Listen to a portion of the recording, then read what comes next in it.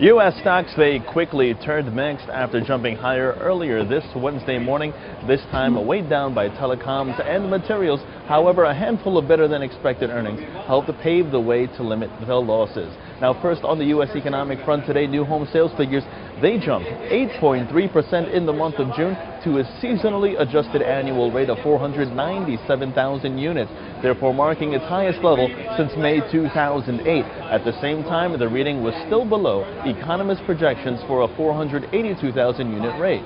Meanwhile, conditions in the manufacturing sector, they were higher in July to a reading of 53.2, therefore hitting a 4-month high. At the same time, turning focus overseas, European shares, they were up on strong PMI data, which did rise to an 18-month high for the month of July at 50.4. However, shares in Asia, they fell as Chinese PMI, that fell to an 11-month low reading of 47.7 for the month of July.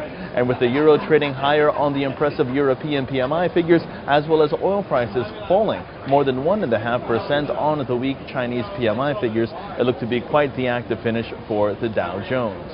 Taking a look now to see how the markets have fared, the Dow Jones Industrial Average dipped into the red, dragged lower by Caterpillar and AT&T.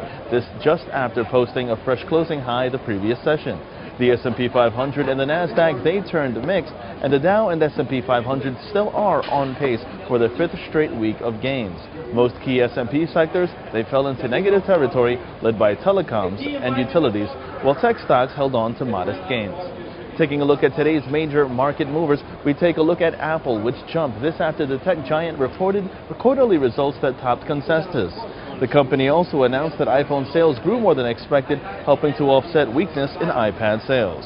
Ford, meanwhile, rallying after the U.S. automaker blew past expectations thanks to strong pickup truck demand in North America and record profits in the Asia-Pacific region.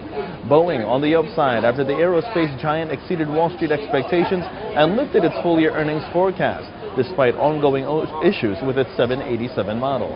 And Dell gained after founder Michael Dell and Silver Lake raised their bid to $13.75 a share in cash for the PC maker.